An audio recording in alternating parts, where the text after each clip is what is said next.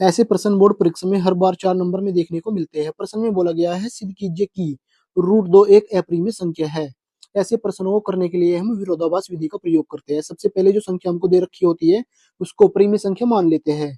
इसके बाद अगर √2 हमारी परिमेय संख्या है तो इसको हम p/q की फॉर्म में लिख सकते हैं, जहां पर p और q हमारी सहभाज्य संख्याएं हो जाती है। इतना करने के बाद q की मल्टीप्लाई √2 में कर देते हैं तो यहाँ पर बन जाता है हमारा q√2 बराबर p। अब दोनों पक्षों का वर्ग कर देते हैं। दोनों पक्षों का वर्ग करने पर 2q² बराबर p² आ जाएगा। अब इसको अगर ध्यान से देखते हैं तो p² हमारा 2 से विभाज्य है, तो यहाँ पर इसके बारे में ब्रैकेट के अंदर लिख देते हैं। और अगर p² हमारा 2 से विभाज्य है तो p भी 2 से विभाज्य होगा, और ये हमारी इक्वेशन 1 बन जाती है। अब अगर p को 2 से विभाजित करते हैं तो c बार ये विभाजित हो जाता है, और ब्रैकेट में लिख देते हैं जहां c कोई पूर्णांक है। इसके बाद 2 की मल्टीप्लाई c में कर देते हैं तो p बराबर आ जाता है हमारा 2c। p बराबर 2c को समीकरण 1 में रख देते हैं। p बराबर 2c समीकरण 1 में रखने पर यहाँ पर बन जाता है 2q² बराबर 4c²।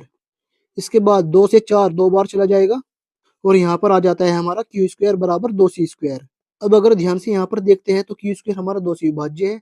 चलिए इसके बारे में लिख देते हैं जैसे ऊपर लिखा था। अगर q² 2 से विभाज्य है तो q भी 2 से विभाज्य होगा, लिख देते हैं। और इसको मान लेते हैं समीकरण 2। अब अगर समीकरण 1 और 2 को देखते हैं तो p और q हमारा 2 से विभाज्य है, यानी p और q में 2 उभयनिष्ठ है। लेकिन ऊपर हमने p और q को सहभाज्य संख्या मानी थी, तो यहाँ पर एक विरोधाभास उत्पन्न हो जाता है। तो यहाँ पर हम लिख देते हैं समीकरण 1 व समीकरण 2 से। समीकरण 1 और समीकरण 2 से हमने निष्कर्ष निकाला p और q में 2 उभयनिष्ठ गुणनखंड है, तो यहाँ पर लिख देते हैं। परंतु ऊपर हमने p और q को सहभाज्य संख्या मानी थी, तो यहाँ पर लिख देते हैं परंतु p और q सहभाज्य संख्याएं थी।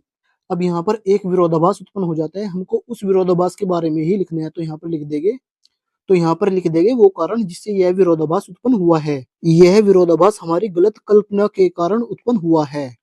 और अगर यह विरोधाभास हमारी गलत कल्पना के कारण उत्पन्न हुआ है तो √2 हमारी कैसी संख्या हो जाएगी? √2 हमारी अपरिमेय संख्या हो जाएगी।